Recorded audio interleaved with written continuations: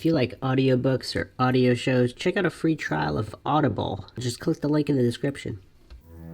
Welcome to Mindshock True Crime. This is your host, Bruce McGuire, and you are listening to the MAURA Murray series. This happens to be our longest running series because this case is just so perplexing. And the mountain of coincidences and anomalies in this case, this is a coincidence theorist's dream. They have more things to write off as coincidences than any other true crime case as of yet. Although there are some other cases that are quite perplexing as well, which we cover on Mindshock. In this episode, enter Frank Kelly and the New Hampshire League of Investigators. We will once again be taking a look at the staged accident scene, but not really going into the specific details of the staging as much as discussing how the Saturn came to be there. Was the Saturn towed? And what evidence is there to support it being towed? And why does it bend the narrative steerers so out of shape to suggest that it was towed or that MAURA Murray wasn't at the scene? These are very curious questions in this case, which of course the online discussion, unlike any other, definitely makes a good case study into the psychology of coincidence theorists, narrative steerers, obfuscators, and to a lesser extent trolls, because trolls are present in every case, but I don't want to leave them out because this case has them as well. So let's be inclusive and let's include the trolls in the psychological examinations here. So we'll be diving deep in typical Mindshock fashion, doing a logical examination of how the Saturn came to be beyond the corner of the Weathern Barn in Haverhill, New Hampshire. And what weird goings-on at UMass suggest that the Saturn was towed from UMass to New Hampshire, with or without MAURA, very possibly without her. As always, if you enjoy the podcast, you can donate to our PayPal. Just check the link in the description. Help us get more mind-shocking podcast episodes out, not just in this case, but in many other cold cases, because awareness is how cases get solved. If you like this particular episode, hit that like button, share it across social media platforms, of which you could find us on Twitter, Facebook, Reddit, and Patreon. Patrons do get priority. Case topic, logical analysis, co-podcaster requests. You could also be a guest on the podcast depending on your tier. Help support the channel by becoming a patron. Also, make sure you're subscribed to the channel, hit that bell for notifications, make sure you allow your device to have those notifications come through. If it still doesn't work, because YouTube can be glitchy at times, you could just go to youtube.com/Mindshock and manually check for updates and also peruse our ever-expanding back catalog. Questions, comments, theories, thoughts, suggestions, rebuttals, debunkings of any kind, leave them in the comment section. And I can't believe I have to say this, but please at least have elementary level English comprehension base before doing so, because otherwise it's just a waste of time if whatever was presented was not comprehended. Comprehend first, then agree, disagree, pick apart, debunk, what have you. Keep the discussion going. All right, so let's set the stage here. For whatever reason, Frank Kelly is one of the most ignored individuals by the narrative steerers and the coincidence theorists. Now, the New Hampshire League of Investigators, of course, this independent coalition of former law enforcement and PIs. Now, I'm not going to say they're not biased. Of course they're biased, but they're going to be less biased than current law enforcement looking to preserve their egos. Now, we're not going to get into the varying degrees of bias, but they're going to be somewhat less biased. This is obvious to anybody who's studied these statements, basic logic and reason. So let's go through a summary of Frank Kelly's statements here.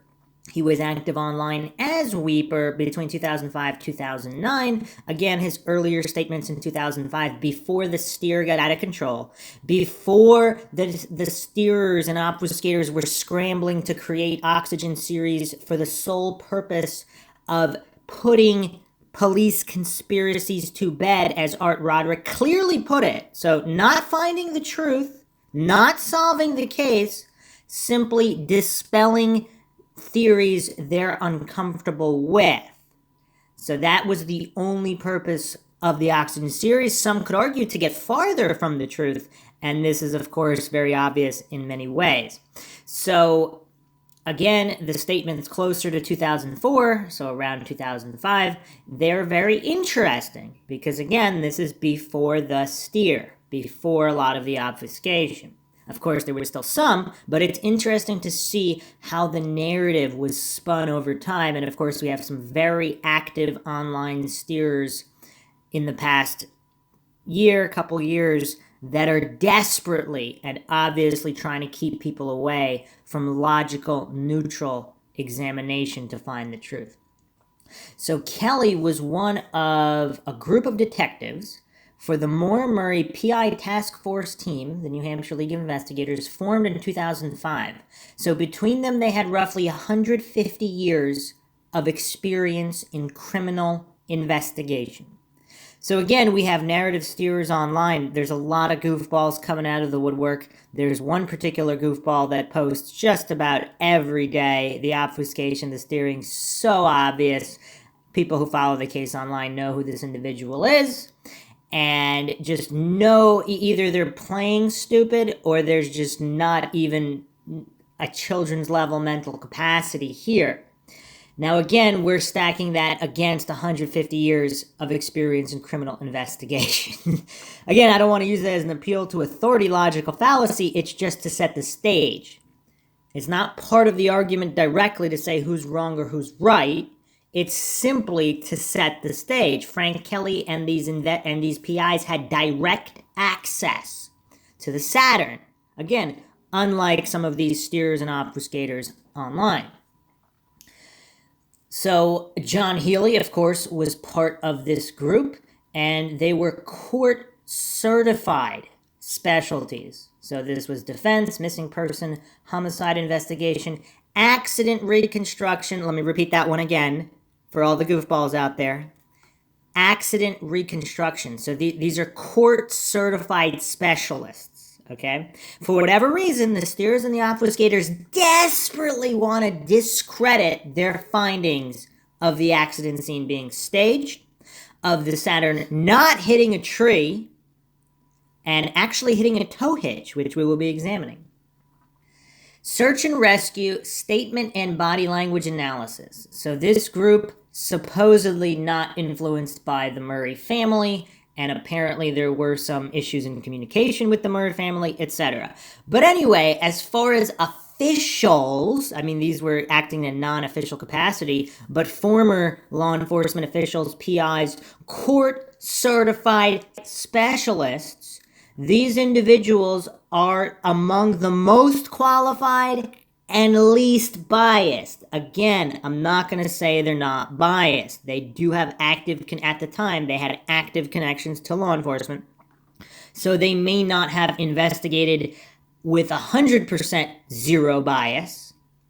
But so there's some bias. It's just not going to be as biased because they're not the active officers assigned to the investigation. If they're not in on any kind of conspiracy, they have nothing to hide. They don't have their own incompetence to cover up, which is, of course, one of the main aspects of how conspiracies are carried out.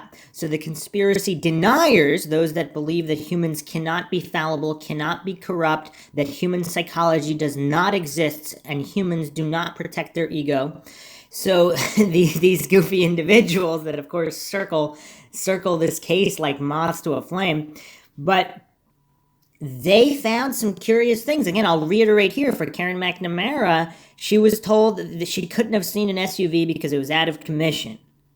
And she was made to feel unsafe, which is why she went public with her actual name, because she was intimidated by police. This is all ignored and swept under the rug, by Art Roderick, one of the prominent steerers in the case, by all these other steerers and obfuscators, where the Oxygen show came out and they were just easily hoodwinked because they just took on blind faith as gospel truth. Oh, it was Cecil in the SUV the whole time. Nothing to see here. Witness say, yeah, credible. Yet completely ignoring her statements regarding law enforcement, regarding her being told she didn't see what she saw, and these other PIs that were involved in the conversation with her. Now, I don't know if it was ever exactly stated whether it was Frank Kelly or John Healy who were involved in those conversations with law enforcement that found it so puzzling that they told Karen McNamara that she couldn't have seen what she saw.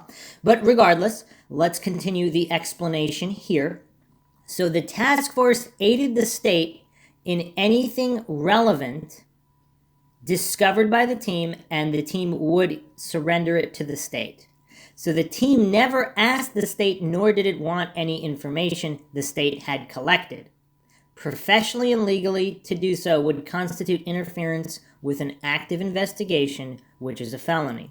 And again, I'm just doing a quick rundown here from since deleted Reddit comments that have compiled this information from many different sources, no single source here. Kelly was tasked with focusing on the location of the disappearance. He felt that the general Haverhill area would prove more factually fruitful than Amherst. One PI was tasked with focusing on the Massachusetts connections, name not stated here. Again, this was a group of PIs. I don't know if they ever gave a complete comprehensive list of every single PI that was on the task force. Other astute researchers can come up with one if they can find one. And it would be interesting to know who that PI was that investigated UMass and Massachusetts and what they found, if they're still willing to speak about it. But it seems at a certain point, when a certain amount was found out, it seems like a lot of PIs, particularly with law enforcement connections, all of a sudden they want to have nothing to do with the case. I mean, if you checked out the Mindshock Maura Murray Maine podcast, there was yet another, I don't know if he was a former police chief even possibly, who briefly investigated the case, and then all of a sudden he wanted nothing to do with it. It's just really, and he's not the only one either, it's just really interesting, whereas at a certain point, it seems like PIs, particularly with law enforcement connections, either they're told something, perhaps by FBI, perhaps by higher ups in the New Hampshire State Police, that this case just leave it alone. Stop investigating, stop talking about it. There's some kind of gag order, possibly because of some kind of intersecting FBI investigation or some other upper agency involvement. Again, we don't know what that means. Did Maura unwittingly stumble across some kind of situation? Did she unwittingly discover something at UMass, possibly involving corrupt UMPD, corrupt Amherst PD? Who knows? The corruption deniers, aka coincidence theorists, who don't think any conspiracies ever happen under any circumstances ever, they, of course, would not be even looking in that direction, so that, of course, they would not be capable of solving many, many cases that involve corruption. I mean, criminal conspiracy is prosecuted every single day of the year. So this is just, again, basic human nature. Coincidence theorists are just human nature deniers as well.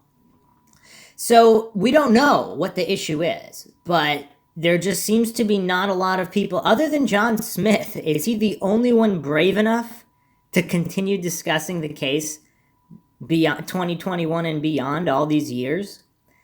Are none of the other early investigators brave enough? I mean, we do have Guy Parody, but the opinions vary on that guy. And he's getting a lot from different psychics, which, again, I'm not discrediting the psychics. I'm just saying there's different psychics that say different things. Not all psychics are honest, legitimate, or competent, just like any profession. If 99% of people are incompetent in their profession, then we have 1% of psychics who might be competent. Is Guy Parody talking to those particular psychics? I don't know. They seem to be singularly focused on Rick Forcier. But let's continue on here. Over the course of the 2 years investigating, the task force concluded Maura Murray's disappearance was not the result of suicide, accident, or voluntary act. This disappearance was the result of a crime. No sightings up to 2008 proved fruitful. Okay, let me repeat that again for the Clint Hardings of the world. So again, Clint Harding is supposedly a PI. But again, the mental capacity, I mean, he doesn't even know the difference between a fact and an opinion. So he believes the words of stressed out or grieving family members, people in just emotional states of turmoil. He takes their words on blind faith as gospel truth over all actual physical evidence. Over 150 years of collective experience from specialists, court-certified specialists in defense, missing person, homicide investigation, accident reconstruction, search and rescue, statement and body language analysis. And yet Clint Harding thinks that this was some kind of a suicide, completely ignoring all logic, reason, science, facts, and basic English comprehension. Anyway, let me repeat yet another time. The task force concluded. So, at the end, they concluded Maura Murray's disappearance was not the result of suicide, accident, or voluntary act. This disappearance was the result of a crime. And of course, we do not have the location of the crime. We don't know if it's UMass. We don't know where it is. Okay, moving on. The reasons for concluding this is a crime were threefold. The contradictory statements of witnesses, aka lies. They could also have been mistaken. But again, that just goes to show, again, taking the words of humans on blind faith. For example, the coincidence theorists and the steerers, who desperately maintain that Maura was at the Weathern Barn Corner, they view Butch Atwood as this infallible god, completely ignored his failed lie detector test, completely ignore that he said that whoever was at the scene didn't look like the picture, completely ignore the transcript, the dispatch transcript. Now, the dispatcher is, of course, a more neutral party, especially during the live dispatch. Butch Atwood stated he hit a pine tree. He. So I don't know if the steers are just, they don't understand pronouns. They don't know that he means male in this day and age. I mean, I don't know. I don't. But, and then of course, Faith Westman, man smoking a cigarette. Now, again, we are in 2021. So perhaps the steerers and the obfuscators, they don't know that a man is male. So they think Maura Murray could be described as a man. Now, again, Maura Murray is not even manly. So you could make the case that, I don't know, perhaps a female that has the figure, I don't know, a weightlifter, or perhaps even Maura Murray in her cross-country running days in high school from a distance in a baggy jacket. That might have been more of a slim unisex type figure. But Maura Murray in 2004 was very womanly in appearance, very female. So to make that mistake, particularly if she wasn't wearing a hat, her hair was down. So again, not that it's really insane how it's mind-shocking that how the steers and the obfuscators continue to maintain this level of silliness in clinging desperately on the words of Butch Atwood on nothing but faith and a prayer. It's just ignoring all logic and reason. It's endlessly mind-shocking. I mean, it's almost as mind-shocking as the case itself. So again, we don't have a female at the scene other than Butch and his ever-changing storylines. We have two references, all recorded in the dispatch, the most neutral party. See, somebody could have gotten to the dispatcher after the fact, but if that dispatch transcript, if it's accurate, then, and it was recorded as is, if those are the words that were stated, what reason would the dispatcher have? See, again, Butch Atwood, if he's the last person to see someone alive, how can you consider that a neutral party? Again, logic, not the strong suit of the steers and the obfuscators, but this is just basics. So we have multiple points of independent references to a male at the scene, and only one to one less objective, less neutral reference. One could argue the least neutral reference. If you're the last guy to see somebody alive that goes missing, how can anybody hallucinate that Butch Atwood is a neutral party, yet let alone an infallible god? It's just really bizarre. But that's the go-to the steers and the obfuscators. All right, let's continue here. Okay, the contradictory statements of witnesses, aka lies, the nature of the, quote, accident scene as discovered, the state informing the case to the New Hampshire State Police Major Crimes Unit. Major Crimes Unit?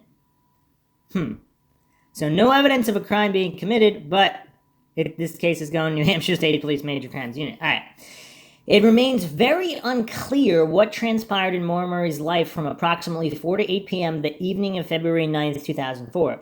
It is not clear who drove the Saturn from Amherst, Massachusetts to the final location the vehicle was found, or whether it was driven at all. It's very probable Miss Murray was the person who made the bank and liquor stops. I would say possible. I don't know if it was probable. Receipts verify these purchases, but doesn't verify made by whom. After that point, nothing concrete is known. It is certain gasoline was purchased at some point north. No receipt has been recovered to verify the gas purchase. So it's actually not certain, because if the vehicle was towed, so this is just a Reddit compilation from over 4 years ago. So I don't know if they didn't consider that the Saturn could have been towed from UMass, in which case that would explain the gas tank being relatively full without any stop at a gas station. Because again, we're talking 2004 here. We're not talking 1994, even though even in 94, certain gas stations already had security cameras. And again, I didn't even mention the earlier accident. If you haven't checked out the Mindshock podcast, the earlier accident. So again, there was a lot of police scanner chatter over a 7 p.m. accident. Now, at 4 p.m., Haverhill Police Cruiser 002, allegedly driven by the Haverhill Police Chief, suffered a minor accident, possibly along Swiftwater Road. He was assisted by his subordinate in SUV 001, who alleges alcohol was involved, and they switched vehicles. I'll actually be doing a dedicated podcast on that entire situation. I'm still waiting on a few tidbits of information on that one. And at some point, approximately any time between 6:15 and 7:30 p.m., according to Kelly, possibly at the junction of Route 302 and 112, or at another location, possibly Swiftwater Road, Maura Murray or the Saturn incurred damage to the vehicle, in which a rounded, blunt object approximately 18 inches from the ground impacted the front end of the car. It is not known if she struck it or the object made contact with the Saturn. Guardrails near the final resting place of the Saturn were not deformed in accordance with the damage. Quote, our collective opinion is that Maura Murray's involuntary actions began where the overhang damage to the front end of the Saturn occurred. So Frank Kelly does believe Maura Murray was at the scene, I believe, based on this, or I don't know if he's revised that since then. Or that's what he's just going with, or he wants that to be the appearance he's putting forward. Possibly not to tip off the responsible parties at UMass if she was harmed at UMass, which again, these are investigators. If you're arguing they know what they're doing with their 150 years of collective experience, I cannot rule out the possibility that they want to portray Maura Murray as being at the scene in order to possibly catch the real perpetrators. Maybe that's even what Haverhill is doing. I don't know. If you haven't checked out the Delphi Murders podcast on Mindshock, we go over a lot of strangeness in how law enforcement is handling the case. Again, that doesn't mean corruption. It might mean they have some kind of very, very definitive plan based on persons of interests already identified. And if that case is some kind of case involving an accessory or 2 or 3 or whatever the case may be, they might have a very definite plan to catch the perpetrators. Is that what's going on in the Maura Murray case? I haven't specifically addressed that or spent a lot of time on it. I won't go too far into that now, but it's a possibility. We can't rule that out, of course. The case is still unsolved. Back to Frank Kelly's statements here. This location is as yet determined, though we suspect within 1 to 3 miles of the Saturn's location at the Red Barn. A scanner call verified by a local named Ann was transmitted around 7:05 p.m., possibly in reference to the above accident. Driver left in POV, privately owned vehicle. Now, this is another thing that the steers and the obfuscators desperately try to pretend doesn't exist. all of this scanner activity around 7 p.m. And it's not just M. There were several others. Of course, I went over this in the earlier accident MAURA Murray podcast, so make sure you check that out if you have not. Multiple witnesses. Again, more neutral parties. They are more neutral. Obviously, I can't say they're 100% neutral. We don't know them. But they're more neutral than Butch or Faith. At approximately 7:25 p.m. is when Faith and Tim Westman hear the acceleration of a vehicle followed by a thud. They make that call. At this point, Kelly improvises. It is his opinion, due to the lack of skid marks or road debris, that the vehicle may have lawfully approached the curve of the weathered barn, but turned into Old Peters Road, lights off, backed up, accelerated, knocked snow off the embankment on the Westman side of 112. The direction of snow shearing would indicate the travel of the Saturn. Unsure if such was observed on scene. If true, one wonders about the occurrence of the driver's side damage. To my knowledge, there were no notes referring to the car's rear end condition. An impact with the snowbank would at least yield some snow transfer evidence. The driver corrected the car to aim its backside approach 100 feet east of the Blue Ribbon tree and backed up to that point. It is believed that this was the action John Murat observed from his kitchen window. Officially, the car traveled at an unknown speed due east, clipped the embankment on the Westman side of 112, spun out, and came to rest near the tree. It didn't spin out clearly. A dry road would suffer skid marks in such a situation. Perhaps it clipped the tree, slowed to a stop, and the driver turned the vehicle due west in the wrong lane. Why the wrong lane is still a mystery. Of course, these are all theories in this just mishmash of sources here. But if you just look at the Saturn, compare vehicles that hit a tree and didn't hit a tree, there's virtually no damage around the bumper area, which would mean something had to have been above the bumper. So unless you're arguing that it was one of these weird L-shaped trees, which of course were not at the scene, I don't know how the steers and the obfuscators can expect anyone to believe, on nothing but faith, that the Saturn hit a tree. It's really bizarre and completely, again, disregard 150 years plus of court-certified accident reconstructionists. And I believe they even had 2 other privately contracted accident reconstruction experts verify this information as well. This is not one guy's opinion. And again, these are more neutral parties than the people desperately grasp at Cecil Smith's police report that it hit a tree. I mean, I guess that's that's one point of reference from a non-neutral party. Whereas we have multiple points of reference with many years of experience, much in excess of Cecil Smith's. Again, we're not going to call Cecil Smith having 0 experience with car accidents. Of course he does. Does he have 150 years plus? And then on top of that, independent accident reconstructionists who have nothing to gain or lose? They're much more objective parties. And yet the steers and the obfuscators, the coincidence steers, they cling desperately like it's some kind of safety blanket to Cecil Smith's police report, which has many issues, of course, and many issues and accuracies. I mean, anybody that's trusting Cecil Smith's police report on nothing but, again, faith and a prayer. I mean, is that the motto of the coincidence theorists and the steers? Faith and a prayer? Because they don't have any actual real evidence. They don't go by logic or science or anything legitimate or valid. It's just they have faith and fallacies and that's it. I mean, but if not for them, Mindshock wouldn't exist. So again, I guess we have to be thankful that we can actually push for truth in this case.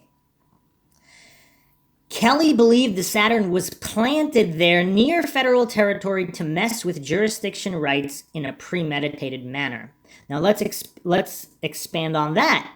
Now the White Forest, the national park, is not that far. Was the plan to get it into the national forest? And that we already had jurisdiction issues. The steers and the obfuscators dismiss the reports of the jurisdiction issues, but there were 2 witnesses who overheard an argument over jurisdiction.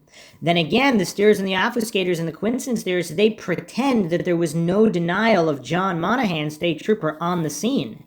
In the early days, They denied his very presence. They said there was no state trooper at the scene. Why would they do that? If everything is above board, what's going on? And of course, John Monahan needs his own episode. But Frank Kelly, from everything we're reading here, Frank Kelly does not appear to be a stupid man, unlike many other individuals involved in the case, particularly online commenters. But there's a reason he thinks these things. He confers with his fellow investigators, again, over 150 years of collective experience in these multiple fields, including accident reconstruction. There's certain basic criminal psychology, all these things.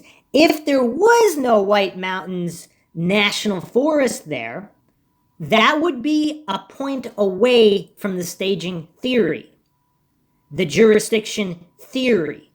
But since it's right there at the end of the road, I mean, again, the coincidence theorists ignore these mountains and mountains of coincidences. These multiple elephants in the room. I mean, it's astounding. It's astounding the level of hallucination some of these steers, obfuscators, and coincidence theorists have to pretend all of these variables are non-factors. It's just, I mean, it's insane. I mean, of course, it's possible some of them are non-factors. I mean, every case is allowed one or two coincidences. Once you start pushing into double, triple-digit coincidences, I mean, unless you're completely brain dead, one has to think, perhaps they're not all coincidences. But the steers and the obfuscators don't, which that's what makes this case such a just fascinating psychology study. So we do have, the jurisdiction rights were clearly messed with. There were issues there. And that's not even getting into the whole tow situation. But let's move on here. Butch Atwood, the school bus driver, might have happened upon the physical scene before SUV 001. This makes the most sense. It would explain his encounter with the Saturn driver and the reason it took Cecil Smith nearly 20 minutes to arrive on scene. Why? Because one of their own was already there. But as later explained by law enforcement, the SUV was out of commission that night. I take this to be a cover for a chief who was off the record by 7 p.m. due to impairment or another reason unknown to us. So again, Frank Kelly would be more neutral than currently employed police officers covering for their chief or jurisdiction. Butch Atwood later claimed he saw a long-haired woman at the scene. Butch Atwood had serious continuity problems in his descriptions of his brief encounter with the driver. Now again, with the steers, obfuscators, coincidence theorists, what they completely ignore is that Frank Kelly, John Healy, these investigators had direct access to Butch Atwood, something we don't have. So if they find his testimony fishy, if they find that his statements were conflicting and his stories ever changing, perhaps that shouldn't be ignored. The ability of the steers, the obfuscators, and the coincidence theorists to sweep things under the rug is unparalleled. I mean, it's absolutely mind-shocking. Again, we're talking about investigators, 150 years of collective experience, in interviewing people as well, in studying body language. They frequently deal with criminals, 150 years. And yet the coincidence theorists and the obfuscators and the steerers would have everybody take it on faith that there's no issue with Butch Atwood's testimony and that it was definitely more at the scene. I mean, it's so comical. It's absolutely comical. So Butch Atwood had serious continuity problems in his description of his brief encounter with the driver. That is the reason that task force put Butch Atwood on their list of suspicious persons. Also of note, the Westmans never described a bus at the scene. It's also believed if they did see it, the way it was parked would have made it difficult, if not impossible, to see the Saturn or its driver. Butch Atwood left the scene and called law enforcement. And I guess at that point, that's when they saw the man smoking a cigarette. I don't know. So they wouldn't have been able to see the driver of the bus. Now, if that's the case, was Butch Atwood not the driver of the bus? And we're not going to go into that rabbit hole because I don't know. Again, this case is unsolved. There's clearly something missing here. And those who claim or pretend that it's definitely not this or it's definitely not that, it's just strange. How would they know? It seems quite silly to pretend. At some point during or following the second accident, Karen McNamara left her job at the cottage, traveled along Swiftwater, and was passed by SUV 001. I remember that the two men exchanged vehicles. Kelly speculated that the SUV was originally headed towards Route 302, the possible site of the first accident. Got the tip that the driver had left the scene, changed course at the intersection of 112, and instead of going west towards 302, proceeded east on 112. At that point, Karen McNamara had entered 112 from a point farther east than the SUV and was passed by that driver a second time with lights flashing. Ahead of Karen McNamara by a few moments, the SUV's driver had found the Saturn stopped along the Murat property in the wrong lane, parking nose to nose with the Saturn. That is when Karen McNamara passed the scene and claimed she saw no one at either vehicle, or at least outside their vehicle. It is unknown if the SUV lights were on. I'm going to speculate here that just as Kelly believed the Saturn to have entered and turned about face on Old Peters with lights off to avoid detection, once upon the Saturn, the driver of the SUV had also turned its lights off. Otherwise, I think someone would have noted that. So, again, we have Frank Kelly proving he's not a stupid man. Now, he might be wrong, but his observations, again, how many times did he visit the scene? How many hours did he spend looking at the Saturn, which he had direct access to and took photos of? Some of these photos that are circulated of the Saturn, these are Frank Kelly's photographs. Again, access to colleagues, 150 years of collective experience in accident reconstruction and general criminal matters, how criminal minds work, how people stage accidents, how people try to go undetected or escape scenes of accidents. These are not stupid people. So you could say he's wrong, but to completely discredit him in favor of people with English comprehension issues like Clint Harding, it seems insane, but par for the course for coincidence theorists and narrative steerers. Anyway, when we look at what Kelly is theorizing possibly happened, it makes a lot of sense. It makes a lot of sense. If the driver of 001, possibly not Cecil Smith, but who knows, possibly Cecil Smith. Apparently, he couldn't remember what vehicle he was driving. Now, you know what's strange, though? How often did he have to switch vehicles? How often did he have to switch vehicles with drunken police chief Jeff Williams? Because if that's a frequent thing, but if it's not a frequent thing, you would think he would remember the vehicles, particularly the night that Maura Murray's Saturn was found there, which, I mean, I don't know how many other prominent missing persons cases that have the largest file in New Hampshire state history occur in Cecil Smith's jurisdiction. I don't know how many other high-profile cases he's been a part of. But for him to say that he doesn't even know what he was driving, for John Monahan thinking it could have been the sedan, with fire department members, all these other members saying that Cecil was driving the sedan. So he probably was, based on, again, multiple points of reference instead of propaganda documentaries, we have to look and see that most likely Cecil was not driving the SUV. He was in the sedan. So whoever was in the SUV was going to the site of the first accident, the 7 p.m. accident. Then they changed course. That perfectly explains the scenario. This is what Frank Kelly believed, along with his colleagues' 150 years of experience. That seems perfectly logical. Again, coincidence theorists, steers, and obfuscators, they're allergic to logic, so they're not going to want to look at that. But that seems to be highly likely. Okay, let's move on. The second probable point Butch Atwood arrived on scene was following the SUV's encounter, and by then, the cop was gone. Interesting. We're not going to go far into that. Okay. Butch Atwood parked his bus in a manner unusual to his neighbors, pointing it due west across the front of the bays of the bus garage and away from the floodlight on his property nearest the road. From that vantage point, he couldn't see through the pines to the Saturn. Kelly observed there was a reason for parking that way. Let me repeat that again. Kelly observed there was a reason for parking that way. Again, Frank Kelly. Access to Butch Atwood, access to the scene, access to the Saturn with 150 years of experience with his colleagues.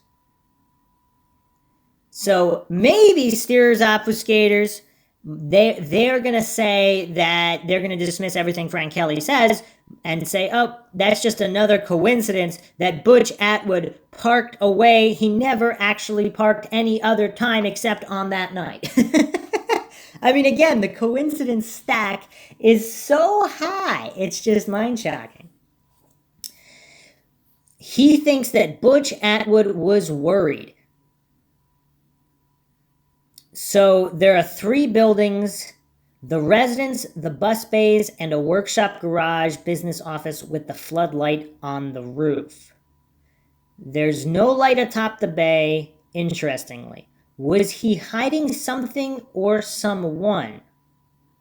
A bus is high off the ground, and though Kelly didn't believe Maura Murray ever set foot on the bus or was involved in the earlier hit to the Saturn, it's possible he tried to obscure something behind the bus. SUV 001 ? And even though this is Mindshock, we actually never discussed that theory before. Very interesting.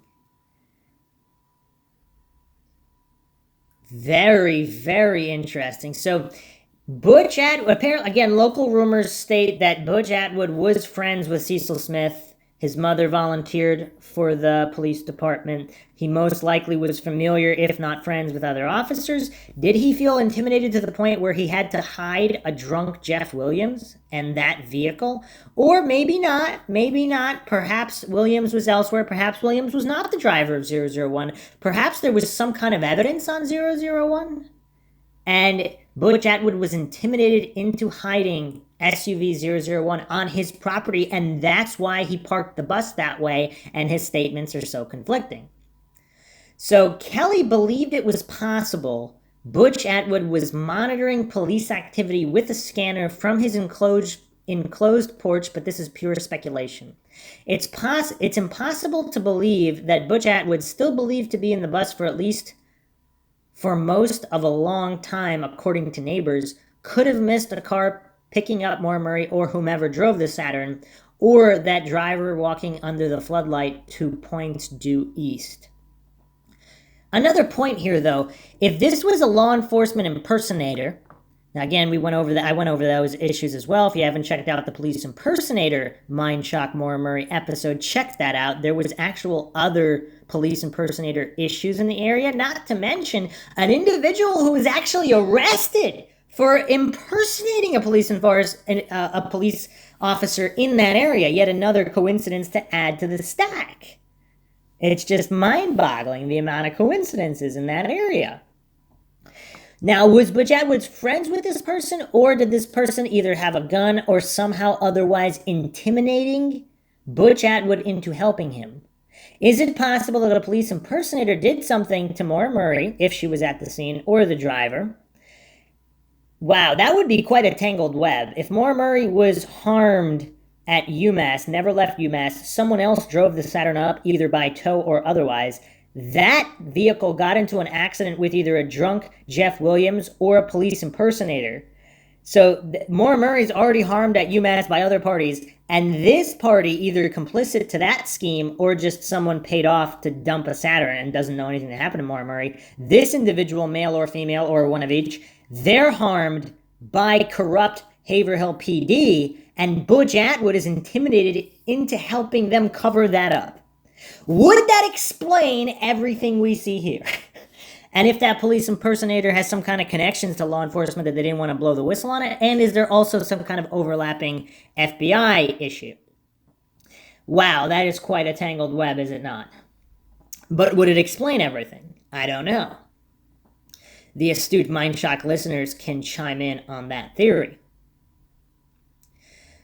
Let's continue here. Meanwhile, construction worker Rick Forcier had continuity issues in his statements to the police, as Butch Atwood had.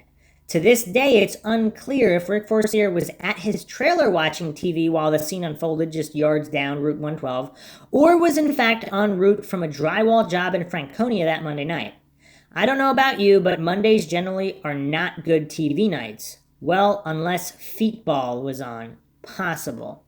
So, how difficult is it to confirm with Rick Forcier's employers in Franconia for that drywall job what time he left? I'm assuming law enforcement did that.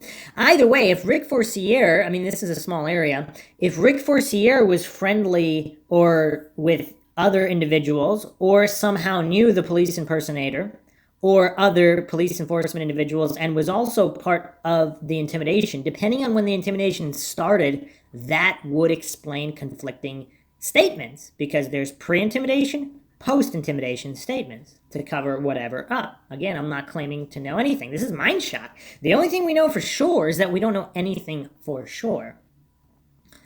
Rick Forcier was compelled to make at least one, if not two, statements to law enforcement within 2 weeks of the disappearance. 2 months out, a witness overheard him make small talk at a local establishment, and that person calls law enforcement on it. Law enforcement asked Rick Forcier to return for a statement of clarification. Rick Forcier explained that he had to check his work notes, but he saw a young runner of indeterminate identity, so he doesn't even state whether it's a male or a female, along Route 112, 5 miles east of the Saturn location upon his return from Franconia. At that meeting, he claimed to be unaware of the scene right before him before turning left on Bradley Hill Road to his residence. 2 continuity problems right there. And let me just reiterate this for the coincidence theorists, the steerers, and the obfuscators who cling desperately to the narrative that Maura Murray was spotted in that area, or even a female was spotted. Again, Rick Forcier never saw a female. He saw a young runner of indeterminate identity. Make of that what you will, but there is no one on scene who saw Maura Murray other than Butch Atwood, who said whoever the driver was did not look like the pictures. That's all we have. So we have all these multiple points of reference from more independent parties who claim it was a male on the scene. Okay. Butch Atwood supposedly helped the search with Cecil Smith in his Bronco and was pointed in his descriptions of his search as if to deliberately place himself somewhere else he may have been seen. 2 points of interest here according to Kelly. French Pond Road, where he and his brother have ice fishing positions, and the Swiftwater Stage Shop. So did Butch Atwood lie to distance himself from an incriminating scene, as in the actual accident site? Did Butch Atwood get his 2 locations convoluted? In one version, the Saturn's driver was found behind the airbags. Airbags deflate quickly, so was he referring to a point immediately following the true accident, or were the airbags already deployed and the driver was driving the car for some distance already when he happened upon her? There's 3 reasons here why he lied. Delusions of grandeur, he claimed to have been a cop himself at one point. False. Frightened by someone, or protecting someone, his brother perhaps. Now, I just had another mind-shocking thought. So let's say for the sake of argument, again, I'm just theorizing here. I'm not taking anything on faith or pretending to know anything, unlike the coincidence theorists, the steerers, and the obfuscators. If Maura Murray was harmed at UMass, whomever harmed her, if they enlisted the help of either another criminal or shady individual to get rid of the Saturn, either via tow or other means, this individual, if they're involved in the criminal element, they have no close family or friends, just other criminals that associate with them, they would not report that person missing. Is this the person that was involved in some kind of altercation beyond the Weathern Barn corner, either with a police officer, a police impersonator, Butch Atwood, Butch Atwood's brother, who knows, and they had to kill this individual, or the individual died of an accident, and Butch Atwood dumped this individual's body either in this ice fishing pond or whatever, this male possibly, and that's why he said it was Maura Murray, because he was trying to throw them off. Because if everybody's looking for a female, he knows he didn't kill a female. So he'll pass a lie detector. Again, he has a heart condition, so maybe not. But supposedly he failed one, passed one, whatever the case may be. He'll make a lot of conflicting statements. He'll be very nervous because maybe he did assist in the cover-up of disposing of some kind of male criminal of some kind, or a male. Maybe he didn't know he was a criminal, whatever the case may be. Maybe this male attacked him. Who knows what the deal was? Maybe he was justified in defending himself if this was Butch Atwood, or his brother, or a law enforcement officer, or a police impersonator, whatever the case may be. Maybe these people are friends, maybe they're not, maybe they intimidated each other, who knows? But whoever was this individual, not Maura Murray, was disposed of, would that explain all this funny business? Would that explain all these changing stories? Still doesn't solve the Maura Murray case, but does it solve all the issues going on here? Doesn't really explain the Bill Roush situation either, but it's just more food for thought because this is Mindshock. Okay, the last point here. The dog walker was in the vicinity of the Swiftwater Stage shop around 7 p.m. She observed a red truck with Massachusetts plates with an eagle decal on the back of the cab window and wooden-sided bays as if a wood transporter slow into the stage shop and park momentarily. So again, there's multiple issues with the eagle decal. I will be doing a follow-up red truck episode, Red Truck Part 2 in this series. There are even more curious parties with connections to UMass who had red trucks in the Haverhill area who happened to repaint them. We're talking about more than one individual, all coincidental, I'm sure. Anyway, continuing on here, the dog walker felt she was being observed, then the truck pulled out, drove slowly up the next hill, then took off towards the accident scene. It's unclear whether when or if she saw it again, because if she spent the next half hour inside the store shooting the breeze, it's either after her time inside or before she said she saw the truck turning into Bradley Hill Road or Old Peters Road. At some point, she approached the scene and walked down Old Peters Road where her dog is startled by a noise. Who knows? I've always thought it's possible the driver left on foot, as there was only one set of foot tracks leading away from the Saturn, first due east to Bradley Hill, where the dogs later lost the scent and doubled back to Old Peters and left the scene that way. And again, that's all disputed. This was just opinions of people. This was not Frank Kelly's specific opinion, and this might have been a conflation of two different individuals. One who heard the noise, one who spotted the red truck, and they were stopping red trucks all night that night. So again, something that's not talked about. Red truck, Massachusetts plates, not Massachusetts plates. What the steers and the obfuscators also like to sweep under the rug, the law enforcement was stopping red trucks all night. So the takeaway here from all this information thus far is that Frank Kelly is not a stupid man. The New Hampshire League of Investigators has over 150 years of collective experience in criminal investigation, encompassing accident reconstruction, body language, criminal psychology. These are court certified specialists. These are not Joe Schmoes online. These are individuals with a lot of experience, with direct access to witnesses like Butch Atwood, the Saturn, and the alleged accident scene, that were privy to information early on when it would be the most accurate. So these are just a lot of things to think about. That was this episode. In the next episode, we'll be going over the specific tow situation. There was just a lot more to go over with Frank Kelly. So stay tuned. I'll be releasing the next one pretty soon. Questions, comments, theories, thoughts, suggestions, rebuttals, debunkings of any kind regarding this podcast, leave them in the comment section. And again, please have at least a children's level understanding of English comprehension.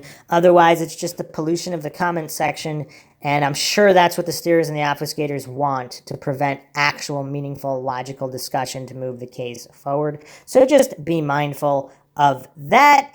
If you enjoy the podcast, you want to contribute, you can donate to a PayPal. Just check the link in the description. Make sure you subscribe to the channel, hit the bell for notifications. Make sure you allow your device to have those notifications come through. If still not working, you can just go to youtube.com/Mindshock to manually check the latest episodes and our ever-growing back catalog. If you want to keep awareness up in the MAURA Murray case and other cases, hit that like button and share this podcast across social media platforms, of which you can find us on Twitter, Facebook, Reddit, and Patreon. Patrons do get priority for case topic, logical analysis, co-podcaster requests. You could also be a guest on the podcast depending on your tier. This is Bruce McGuire signing off. Catch you guys next time.